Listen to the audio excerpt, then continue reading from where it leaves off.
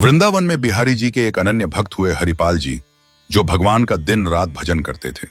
लेकिन वो शादी नहीं कर रहे थे क्योंकि उनकी इच्छा थी कि जैसा मैं भजन करता हूं, अगर वैसी ही कन्या मिले तो मैं शादी करूंगा।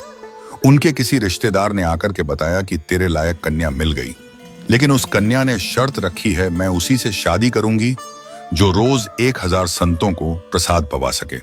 अगर ऐसी कन्या है तो कल ही शादी करवा दो। अब तो शादी के बाद हरपाल जी रोज 1000 महात्माओं को प्रसाद पवाते।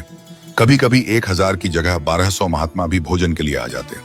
पैसे से हरपाल जी कोई काम धाम नहीं करते थे, बस भगवान का भजन ही करते थे। अपनी पुश्तैनी धन और जमीन थी, उसे ही खर्च करते जा रहे थे। 1 साल तक बढ़िया चला, फिर धीरे धीरे धन खत्म होने लगा। हरपाल जी बड़ी चिंता में आ गए और कुछ महीने कर्जा लेकर संत सेवा की। अब तो कर्जा देने वालों ने भी मना कर दिया, क्योंकि हरपाल जी किसी का कर्जा वापस तो कर ही नहीं रहे थे। और उसके बाद हरपाल जी चोरी करने जाने लगे। अब तो लोगों ने अपने चोरी से बचने के लिए अपने घरों में पहरेदारी शुरू कर दी। इसके बाद हरपाल जी की दिक्कत और बढ़ गई। ये सब देखकर अब तो ठाकुर जी भी हरपाल के भाव पर रीझ गए और ठाकुर जी ने सिंहासन से उठकर एक सेठ का रूप धारण किया और रुक्मिणी जी एक सेठानी बन गई। दोनों ने मन में विचार किया कि चलो हरपाल जी से जाकर अपने आप को लुटवाते हैं।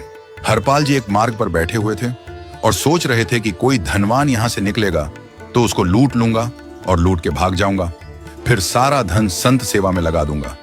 तभी उस मार्ग पर ठाकुर जी सेठ बनकर के आ गए।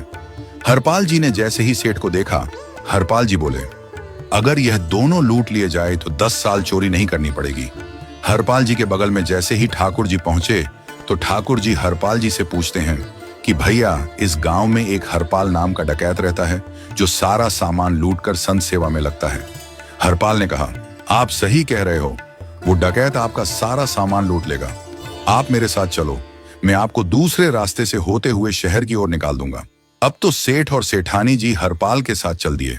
जैसे ही ब्यावान जंगल में पहुंचे, हरपाल ने पीछे मुड़कर के देखा, दोनों चले आ रहे हैं। तुरंत महाराज वो तो अपने रूप में आ गया, शेर की तरह गर्जना करने लगा और अपनी लाठी सामने रखकर अपने सिर का साफा निकालकर सामने बिछा दिया। सेठ जी घबरा कर बोले, भैया ये क्या कर रहे हो? बोले, मैं ही हरिपाल हूं, सारी सामग्री निकालो। ठाकुर जी तो थर थर कांपने लगे।